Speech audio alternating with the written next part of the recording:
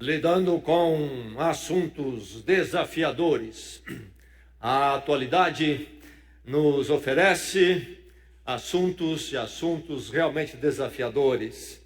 E precisamos, como discípulos de Cristo, Igreja de Jesus Cristo, sabermos enfrentá-los, administrá-los. Vamos pensar um pouco mais, olhando nessa direção, olhando mais um assunto hoje. E antes de lermos os textos que focaremos ou que serão base para a nossa reflexão, vamos recordar um texto que é chave para nós quando pensamos nesse tema geral dos assuntos desafiadores. Romanos capítulo 12, carta do apóstolo Paulo à igreja na cidade de Roma. E depois de apresentar a verdade, os fundamentos do Evangelho, da obra de Cristo, através de 11 capítulos, nesse capítulo 12 ele nos apresenta que impacto o conhecimento de Jesus Cristo e a obra dele deve ter em nossas vidas. Impacto transformador, revolucionário. Vamos proclamar juntos esses dois versos. Leiamos. Portanto, irmãos, rogo-lhes pelas misericórdias de Deus que se ofereçam em sacrifício vivo, santo e agradável a Deus. Este é o culto racional de vocês. Não se amoldem ao padrão deste mundo, mas transformem-se pela renovação da sua mente, para que sejam capazes de experimentar e comprovar a boa, agradável e perfeita vontade de Deus. Então, não se amoldem ao padrão deste mundo, mas transformem-se pela renovação da sua mente. É aí, então, ser capaz de experimentar a vontade de Deus. A palavra de Deus, então, ainda para nós nesta noite, em Gênesis, o primeiro livro das Escrituras Sagradas, o livro das origens, o livro da origem, então, do ser humano, e então o livro que nos diz quem o ser humano é, como ele deve viver. Gênesis capítulo 1, vamos ler do verso 26 até o verso 30. Gênesis 1, 26 a 30. Palavra de Deus, receba a palavra de Deus, seja instruído pela palavra de Deus, abra o seu coração para a palavra de Deus. Diz assim: então disse Deus, façamos o homem à nossa imagem, conforme a nossa semelhança. Domine ele sobre os peixes do mar, sobre as aves do céu, sobre os grandes animais de toda a terra e sobre todos os pequenos animais que se movem rente ao chão. Criou Deus o homem, a sua imagem, a imagem de Deus o criou. Homem e mulher os criou. Deus os abençoou e lhes disse: sejam férteis e multipliquem-se, encham e subjuguem a terra, dominem sobre os peixes do mar, sobre as aves do céu e sobre todos os animais que se movem na terra. Disse Deus: eis que lhes dou todas as plantas que nascem em toda a terra e produzem sementes, e todas as árvores que dão frutos com sementes, elas servirão de alimento para vocês. E dou todos os vegetais como alimento a tudo que tem fôlego de vida, a todos os grandes animais da terra, a todas as aves do céu e todas as criaturas que se movem rente ao chão. E assim foi. Verso 28, mais uma vez, diz: sejam férteis e multipliquem-se, encham e subjuguem ou dominem a terra, subjuguem a terra, dominem sobre a criação. Vamos ao Novo Testamento. Sabemos que o ser humano falhou diante deste mandato, desta realidade da criação. Depois Deus há de intervir então em Cristo. Vamos ler no Novo Testamento em 1 João, Apocalipse, o último livro da Bíblia, e antes 3 cartas do apóstolo João. Vamos ler na primeira carta de João, então já falando do impacto da obra de Cristo, nos levando de volta pelo perdão, reconciliação, graça, levando-nos de volta ao propósito primeiro de Deus, quando ele nos criou, segundo Gênesis. 1 João capítulo 2, do verso 15 ao verso 17. Ouça a palavra.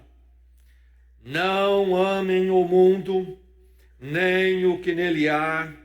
Se alguém ama o mundo, o amor do Pai não está nele. Pois tudo o que há no mundo, a cobiça da carne, a cobiça dos olhos e a ostentação dos bens, não provém do Pai, mas do mundo. O mundo e a sua cobiça passam, mas aquele que faz a vontade de Deus permanece para sempre. Não amem o mundo, diz João. Um esclarecimento. No Evangelho de João, o mesmo autor diz, no capítulo 3, verso 16, que Deus amou o mundo. É preciso olhar o contexto e entendermos o significado de mundo. No Evangelho de João, capítulo 3, quando diz Deus amou o mundo, está falando do amor dele pela humanidade. Mundo no sentido de humanidade. Aqui é mundo no sentido do sistema que habita, a mentalidade que habita na sociedade, que é contra Deus e que precisa ser amado por Deus para ser resgatado, o que Deus fez em Cristo. Então não ame o mundo, não ame esse sistema que propõe uma vida fora do padrão de Deus, em oposição a Deus. Não ame o mundo, nem o que nele há. Se alguém ama o mundo, o amor do Pai não está nele. Pois tudo o que há no mundo, a cobiça da carne, a cobiça dos olhos, a ostentação dos bens, não provém do Pai, mas do mundo, dessa mentalidade contra Deus. E ainda mais um texto, agora no Evangelho de Lucas. Mateus, primeiro livro do Novo Testamento, Mateus, Marcos, Lucas, capítulo 12. Lucas, Evangelho de Lucas, capítulo 12, o verso que queremos ler, o verso 15. Lucas 12, 15. E aqui nós temos palavras do nosso Senhor Jesus Cristo. Lucas 12, 15. Jesus falando. Então lhes disse: cuidado, fiquem de sobreaviso contra todo tipo de ganância. A vida de um homem não consiste na quantidade dos seus bens. Se atentássemos apenas para uma frase em toda a palavra de Deus, como isso mudaria toda a nossa qualidade de vida. A última frase: a vida, palavra do Senhor Jesus Cristo, a vida de um homem não consiste na quantidade dos seus bens. Esta é a palavra do Senhor.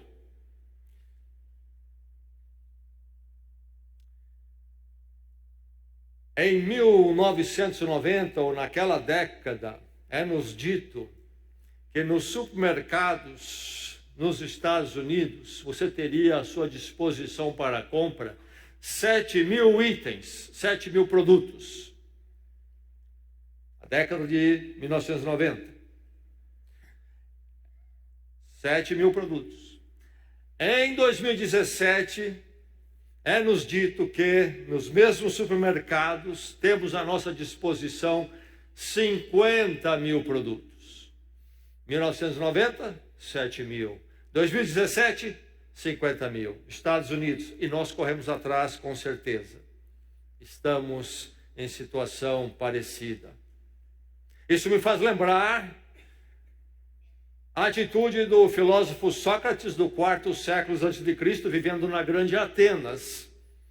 E havia ali o que se chamava de ágora, o mercado, um lugar onde as pessoas gravitavam para interagir, passear e comprar no centro da cidade.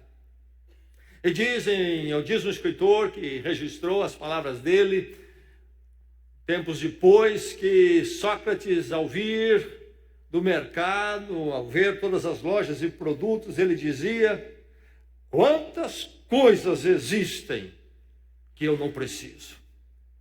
Quantas coisas existem que eu não preciso?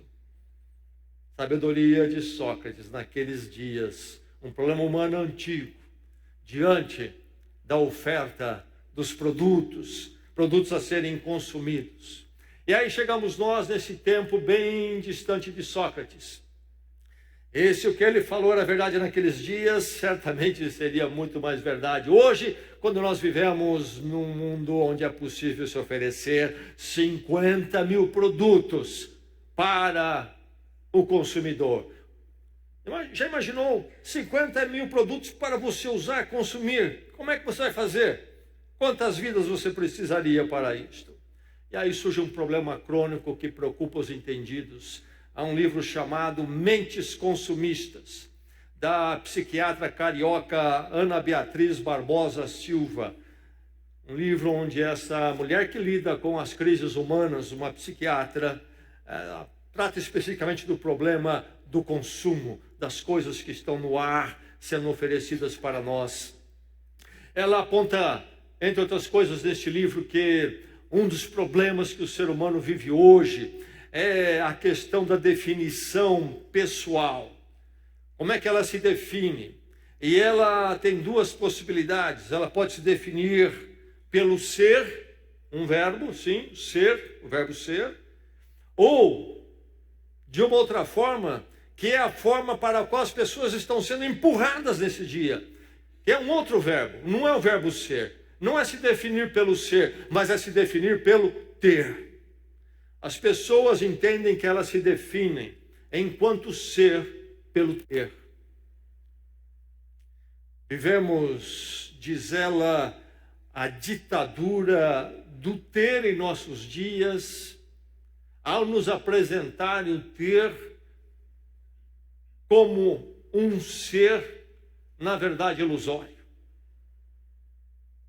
E aí ela fala dos casos crônicos que a área dela, a psiquiatria, tem que tratar.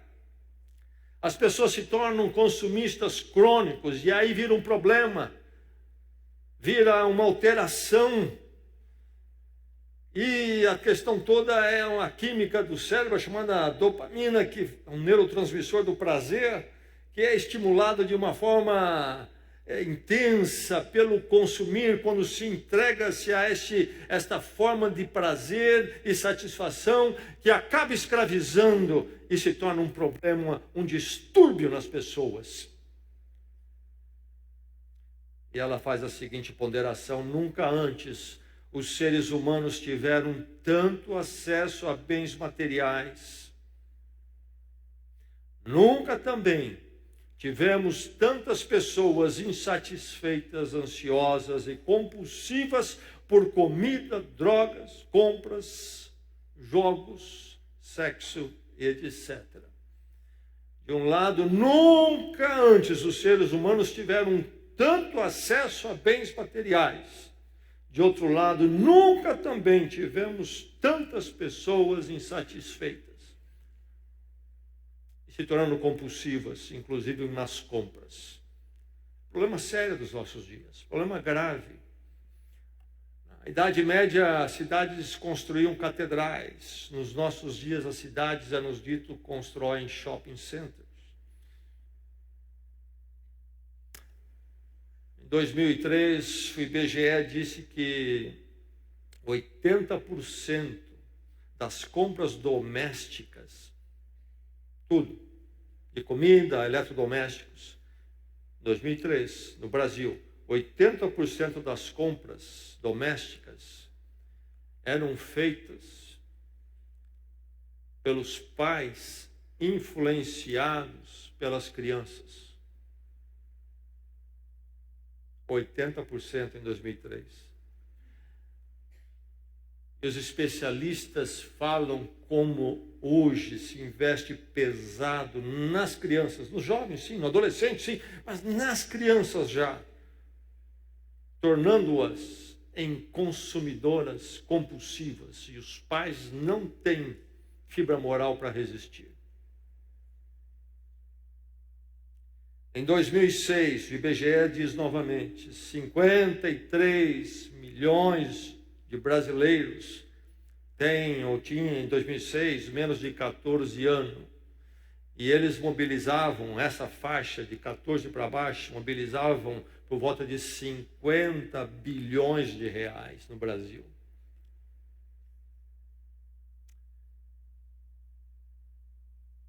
Nós e coisas, você e as coisas. É verdade que está à nossa disposição carros, equipamentos, telefones, eletrodomésticos, computadores, festas, passeios, roupas. Essas coisas em si não são um mal. O mal não está nas coisas. O mal é espiritual e não material. O mal está em nosso coração e não nos objetos. A questão é como é que nós relacionamos com os objetos, como é que nós os utilizamos, que valores nós atribuímos a eles, o que nós deixamos eles serem em nossas vidas, em nosso íntimo. Eis a questão, eis o desafio para todos nós. E pensando na palavra de Deus e pensando nessa atualidade, nesse assunto tão desafiador do consumismo, você precisa então focar em disciplinar-se com relação ao consumismo. Discipline o adquirir como utilidade. Eis a mensagem para o seu coração nesta noite. Discipline o adquirir como utilidade. Cultue o Criador ao usar a criação. Como disciplinar o meu adquirir? Eu posso adquirir, devo adquirir, como adquirir? Um princípio fundamental é este: cultue o Criador ao usar a criação. É muito fácil se inverter as coisas, e esse é o problema do ser humano. Ao invés de cultuar o Criador, ele passa a cultuar a criação. E quando ele cultua a criação, ele passa a ser escravo da criação. Cultue o Criador ao usar a criação. Verifique sempre que enquanto você usa a criação, você está cultuando o Criador. E se você mantiver as duas coisas no devido lugar, você não se tornará uma presa do consumismo e das perturbações decorrentes do consumismo. Cultue o Criador acima de tudo em primeiro lugar. E aí então use a criação que Ele nos deu. A teologia é muito clara que deve nos guiar. Deus é o Criador, Ele é o centro da vida. E não a criação e nem a sua pessoa, que é uma criação também de Deus. O centro é Deus. Gênesis nos fala que Ele é o Criador. E as coisas todas foram feitas por Ele. E nós somos colocados como mordomos diante dessa criação, ao sermos criados à imagem de Deus, segundo o texto de Gênesis que lemos. É preciso manter estas verdades basilares no fundamento do nosso coração e construirmos em cima delas. Sabemos quem somos, o que é a criação. Não somos meros acidentes jogados aí no meio de um monte de coisa e ficamos nós girando entre as coisas e não sabemos se nós giramos as coisas mais ou as coisas nos giram e é uma loucura. Não há um ponto de parada, um ponto de referência. Não há sim, a Bíblia diz que há. Deus é o Criador, meu ponto de parada, minha referência. Ele é o centro da vida. A criação deve servi-lo. Eu e tudo mais. E quando eu interajo com a criação, eu preciso então lembrar disto. E nisto há um mandato para nós. O Criador estabelece como devo me relacionar com a sua criação e as coisas então que nós fazemos, inventamos a partir da criação. O mandato então é que nós, como seres humanos, devemos dominar. Diz o texto de Gênesis, subjuguem a terra, dominem. Mas no consumismo, na verdade, nós é que acabamos subjugados e dominados. Não pode acontecer isso. As coisas nos dominam. A criação e seus derivados nos dominam. O mandato é para que nós dominemos. Dominemos e usemos, diz Gênesis. Sim, para desfrutarmos, mas sem abusar e nem ser abusado pelas coisas. A criação, então, como meio de subsistência, de conforto, sim, Deus nos deu para isto. Deus nos deu a criação e nós, como criaturas, criadas à imagem de Deus, administramos tudo isto. Isto que Deus nos dá para a nossa subsistência e o nosso conforto. Mas não como significado de vida e significado do meu ser.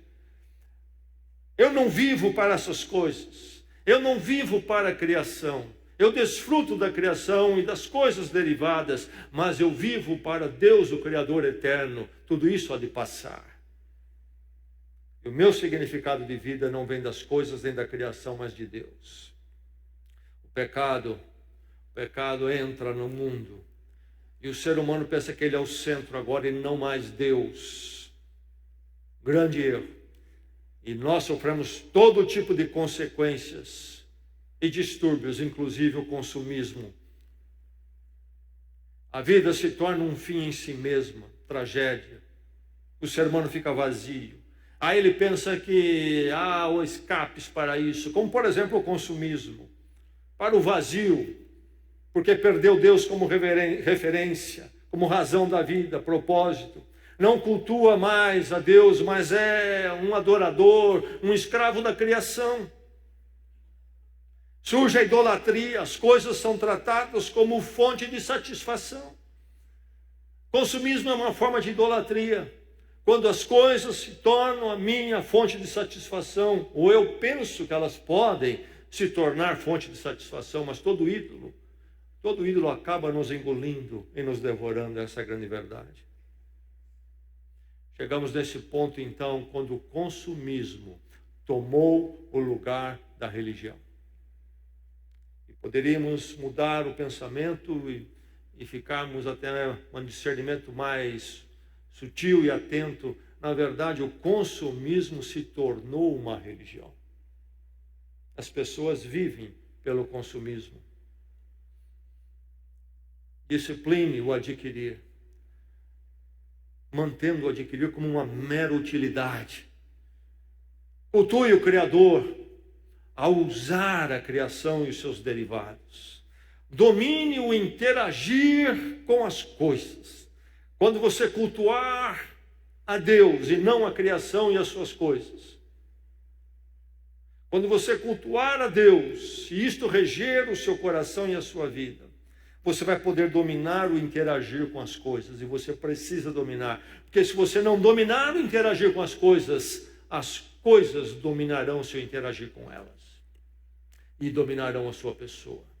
É o que está acontecendo. O mandato é dominar e não ser dominado. O mandato na criação. Subjuguem, dominem e não sejam dominados. Para isso é preciso reconhecer que é Deus que dá o mandato, e então reconhecendo que Ele é o Senhor da criação, das nossas vidas, cultuá-lo. Desfrutar sem adorar, desfrutar sem ser escravizado pelas coisas, o consumismo, o materialismo, os derivados. Preciso nesse momento fazermos uma digressão e lembrarmos que há dois males iguais. Um é o consumismo e outro mal igual é a avarícia. Talvez alguns diriam, eu não tenho problema com o consumismo. Eu entendo que o dinheiro deve ser guardado. E aqueles que nada gastam, nada desfrutam, porque com medo que o dinheiro vai sumir, o dinheiro vai acabar e querem guardar, é um outro problema. É um outro problema. Não tem espaço para nem mesmo dizimar, dar o dízimo para uma oferta de filantropia, uma oferta missionária. Eu não compro nada, eu guardo tudo, preciso mais. Também são escravos do dinheiro. Outra forma de idolatria. Então nem o consumismo, nem a avarícia. Sim, se nós temos recursos, podemos desfrutar. Devemos desfrutar. Não é um pecado em si isto, a questão é como nós fazemos. Nós temos um direito, segundo Deus, às coisas, ao agradável, ao confortável, aquilo que pode nos dar uma qualidade de vida. Mas a questão é, quais são os princípios que nos norteiam?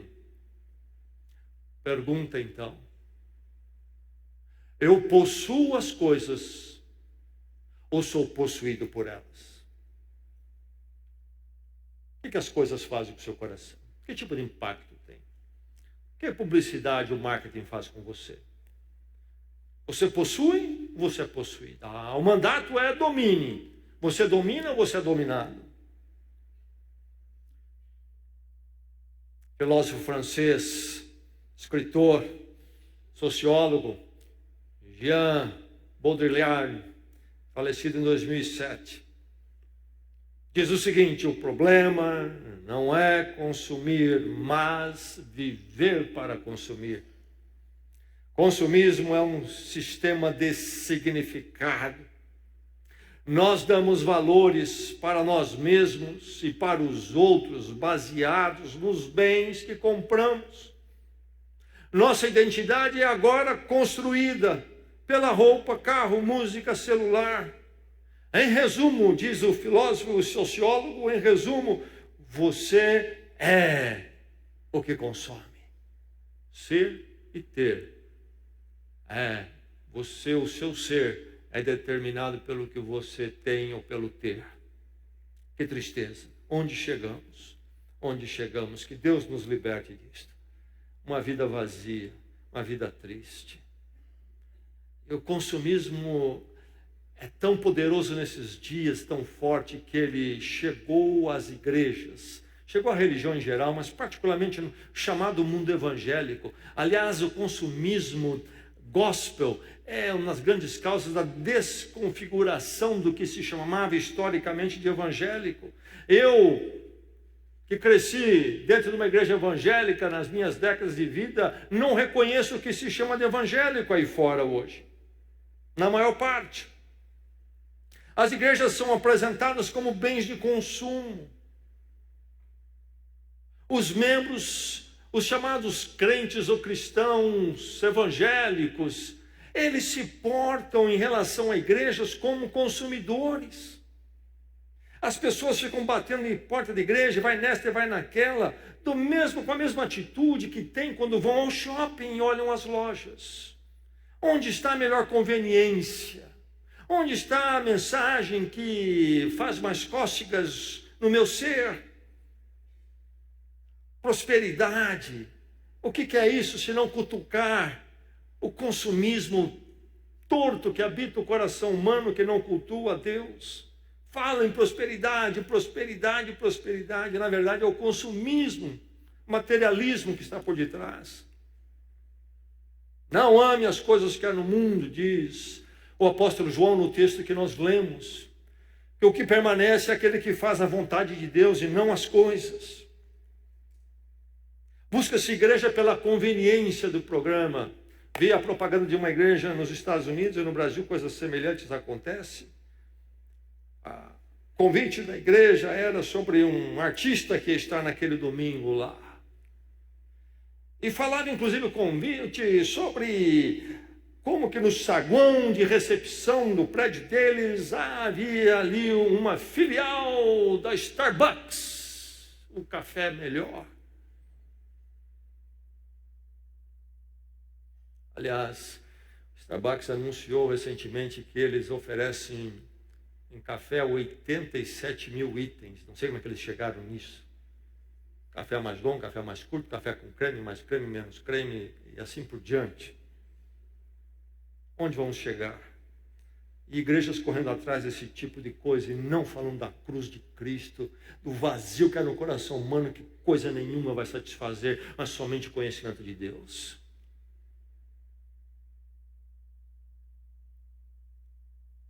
Quando você observa a tragédia que está acontecendo nesse mundo evangélico, você nota que a fé cristã não é a cosmovisão abraçada. Isto, as pessoas não vivem uma visão de mundo, de existência com a fé cristã. Não. A cosmovisão, a visão de mundo deles é consumista. A fé cristã é mais um produto para consumir. Há uma diferença enorme e trágica, digo mais uma vez.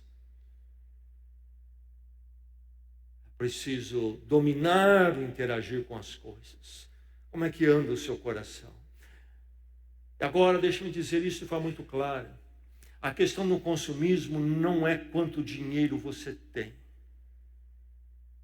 Começamos a falar nessas coisas, logo pensamos, as pessoas que têm muito, têm mais. Não. Há consumistas que têm pouco recurso financeiro e há consumista que tem muito. Há consumistas nas duas situações. Não é uma questão de quanto se tem de recurso. É uma questão de atitude. E há pessoas que têm muito e não são consumistas. Tem bastante, em termos de recursos financeiros, podem se cercar de coisas melhores, mas estão numa conduta que não apontam consumismo. E pessoas, às vezes, com menos acesso a recursos financeiros e são consumistas por causa da atitude do coração. Como é que elas se relacionam com as coisas? Então, não é uma questão do tamanho do meu universo financeiro. É uma questão da atitude do meu coração.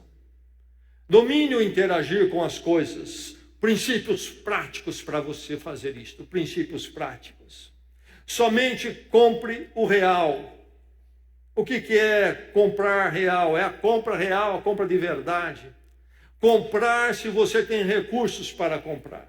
Algumas coisas que nós podemos aceitar e é correto, por exemplo, grandes financiamentos, a casa própria, a primeira casa. Mas se nós começamos a entrar em parcelas de pagamentos para coisas muito supérfluas, isto é, nós não temos o dinheiro para comprar de verdade. Crédito não é comprar de verdade. Você não comprou, não é seu, você não pagou ainda. Está usando o que não é seu. Cuidado. Compra real. Compra sensata. Comprar na proporção razoável do seu universo financeiro. O que é razoável para você não é razoável para mim. E aí eu preciso ver o que é razoável no meu universo financeiro. Talvez o razoável para mim seja um automóvel de 40, 50 mil. E para outro seja um automóvel de 100 mil, que eu quero dizer com razoável. Dentro do montante que eu tenho, esse automóvel não vai esfolar tudo o que eu tenho. E talvez mais até do que eu tenho. Não vou queimar tudo por causa de um automóvel. Isso se aplica a tudo mais. Comprar na proporção razoável do seu universo financeiro. E a proporção razoável para você não é a mesma para mim, e a que é para mim não é para você. Cada um de nós precisa aprender a viver contente onde está e saber viver onde está. Esse é o segredo do viver. E quando nós cultuamos a Deus, isso acontece. A compra útil. Faça somente a compra útil. Isto é, compre aquilo que você realmente necessita. Quantas coisas compradas que não precisamos. Sócrates olhou para o shopping de Atenas, 4 séculos antes de Cristo, e disse: nunca vi tanta coisa que eu não preciso. 50 mil itens nos supermercados dos nossos dias. Compra útil. Eu realmente preciso disso. Uma vez fui a uma casa, lembro que eu havia chegado, tinha voltado para o Brasil, chegado aqui há uns 30 anos atrás, e começou a surgir, parece que naqueles dias, se me lembro corretamente, a oferta no mercado no Brasil, algo que era já comum em países do primeiro mundo, do congelador. Você comprar um freezer. E foi numa casa lá, eles tinham um freezer, não tinha espaço na casa, e deram um jeito lá na cozinha, enfiaram aquele freezer desse tamanho. Conheci um pouco o freezer em países do primeiro mundo, as pessoas já vivendo lá com uma comida muito mais industrializada. Mas aqui estava eu no Brasil, no bom Brasil da comida fresca, onde o marido não aceita o arroz de ontem. Congelador desse tamanho, guardar o que aqui? Propaganda talvez falou que precisava, não necessitava. Compra humilde. Compra humilde, não projetar afirmação, identidade pessoal em coisas. Se você vai comprar algo que você percebe que você está projetando a sua identidade, o seu valor vai ser afirmado através daquilo, não compre, não compre. Vá para casa, ore, ore e ore. Enquanto isto não mudar no seu coração, não compre. Compre sempre como acessório. aquilo que você comprar, compre como acessório. Não ver as coisas como fonte de satisfação espiritual, uma alegriazinha que vem, aquela felicidadezinha. Não se iluda que ela passa, a coisa fica velha de um dia para o outro. Contei já para alguns de vocês, eu vou recordar do meu amigo. O meu amigo, quando ele comprava um carro novo, zero, ele tinha o ar de pegar um martelo e dar uma marteladinha num paralama. Pronto, acabou a idolatria. Esse relacionamento sutil e terrível. Compre como acessório. Se eu não compro, eu não tenho paz. Então não compre. Vá resolver isso com Deus e aí compre. Porque o que você comprar não vai lhe dar paz. Não vai lhe dar paz. O vazio vem. Compra com domínio próprio. Você está comprando porque a publicidade falou que você tem que ter, os amigos falaram que você tem que ter, a pressão dos amigos que compraram forçam você a ter, ou você está comprando porque você entendeu que você na sua vida deve ter uma utilidade para aquilo. Quem é que está levando você a comprar? O seu domínio próprio? A Bíblia diz, o apóstolo Paulo diz em Gálatas capítulo 5, que o fruto do Espírito é o domínio próprio. Domínio próprio.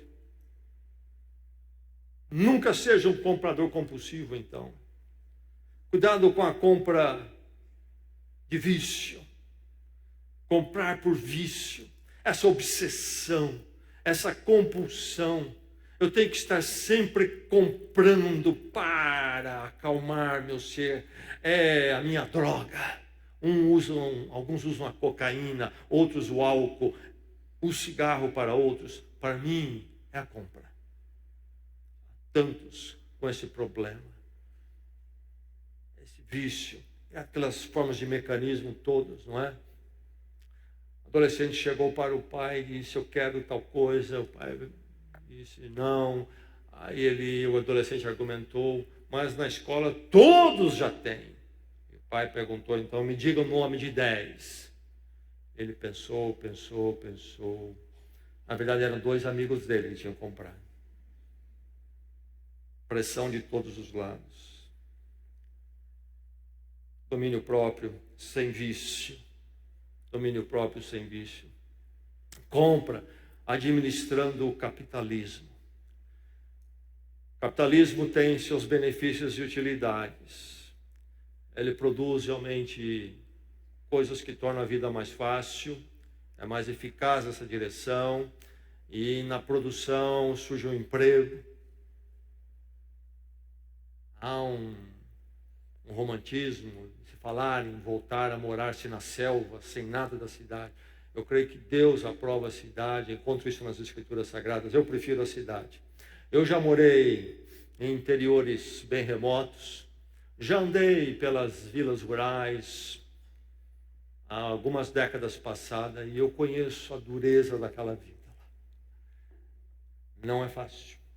Noto quando eu vou a alguns lugares, aqui em Bragança, como pizzaria, às vezes tem alguns quadros ali, parece que são pintores, colocam lá para quem quiser comprar, e gostam de pintar naquela casinha sozinha no meio lá do mato, do sítio. Aquilo lá é uma miséria terrível, meu irmão. Eu conheci gente na beira do tanque, expostos ali a todo tipo de bicho, sem acesso a médico. Aquilo lá não presta. Por outro lado, na cidade também há uma corrupção do outro lado, e precisamos tomar cuidado. A cidade tenta nos levar para uma outra direção. E o capitalismo, então, tem seus benefícios, o emprego, você ter um bom emprego, que lhe dá uma renda, e, se possível, um acesso ao médico para você e a família, uma alimentação. Lá no supermercado não há a falta, olha, essa não é uma estação de bananas, não tem mais banana, tem sempre banana, podemos nos alimentar. Porém, se não cultuarmos o Criador, nós vamos ser levados a consumir tantas bananas que elas nos matam. É preciso olhar a produção e usar da criação de forma que não venhamos a degradar o ambiente. e nem transformar as coisas e o capitalismo num centro espiritual das nossas vidas. O Criador é. E nesses dias, a sabedoria, e se fala na proposta de vida do minimalismo. Isto é, a opção da vida mais simples. Mais simples. Não preciso de tantas coisas. Inclusive, comprar menos roupas e que combinam com mais facilidade. Minimalismo. Há sabedoria nessa proposta. Disciplina adquirir como utilidade. Domínio interagir com as coisas. Cultuando o Criador enquanto usa a criação. E encontre a fonte então de real satisfação. Encontre a fonte real de satisfação. Há um vazio. Há um vazio. E nós precisamos de uma resposta, um anseio aqui dentro. O que é que falta? E lá vem a tentação e a pressão e a publicidade nos dizer, são coisas. Publicidade tem o seu lugar, sim, porque nos dá informação, mas precisamos saber administrá-las e não sermos administrados por elas. Precisamos ter o domínio próprio diante da publicidade e da sua informação. Mas lá vem a mensagem, as coisas aqui vão responder, isso que está faltando, sabe porque você não é feliz, sabe porque você não tem paz, sabe que você está vazio, você precisa de coisas, olha, se você fizer essa viagem, se você comprar esse automóvel, esse eletrodoméstico, esse telefone, essa roupa, pronto, aí sim. A questão é a redenção do meu ser, desse estado deteriorado, vem das coisas ou vem de Cristo? A Bíblia diz que o vazio é o anseio da alma por Deus, com o qual rompemos quando passamos a viver para a vida em si mesmo. E que somente voltamos a Deus através de Cristo, o perdão de Cristo na cruz, haveremos de reencontrar Deus e então a satisfação. E aí vamos cultuar o Criador e usar a criação. O consumismo é visto como um redentor, comprar, ter coisas, como forma de encontrar paz, perdão, satisfação, segurança. E não vai acontecer por aí. Ele não é redentor, ele não nos resgata. Voltando ao pensador francês Baudrillard, ele diz que o consumismo acontece quando as pessoas passam a crer misticamente que elas têm certas necessidades que podem ser satisfeitas somente através do consumo. Elas passam a precisar ter. Ao invés de consumirem coisas, elas passam a consumir significados que dão para as coisas conforme a publicidade. As pessoas se tornam o que compram. Visão das coisas e do consumir como o caminho da redenção da alma. Nunca chegaremos lá através das coisas. Somente quando encontrarmos Deus através de Cristo, Cristo na cruz. O reencontro com o Criador, quando eu passo então a viver para Ele. Diante da cruz, reconheço, ó Deus, eu tenho falhado diante do Senhor, eu tenho vivido para mim mesmo, para as coisas, estou nesse estado vazio. Cristo morreu pela minha culpa, por esse caminho torto meu diante do Senhor. Eu venho pedir perdão pela morte de Cristo. Ele tomou sobre ele a minha culpa. E recebo a tua graça e misericórdia em perdão, e entrego minha vida a ti.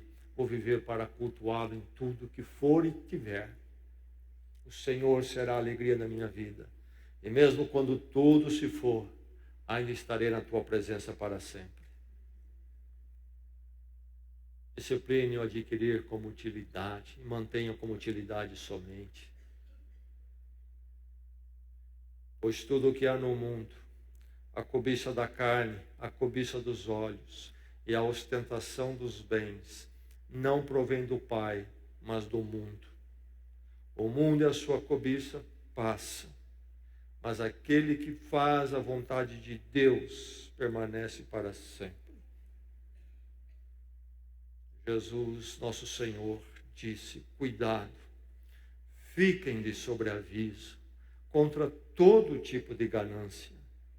A vida de um homem não consiste na quantidade dos seus bens. A vida do ser humano consiste em cultuar e adorar o seu Criador para todo sempre. Vamos orar.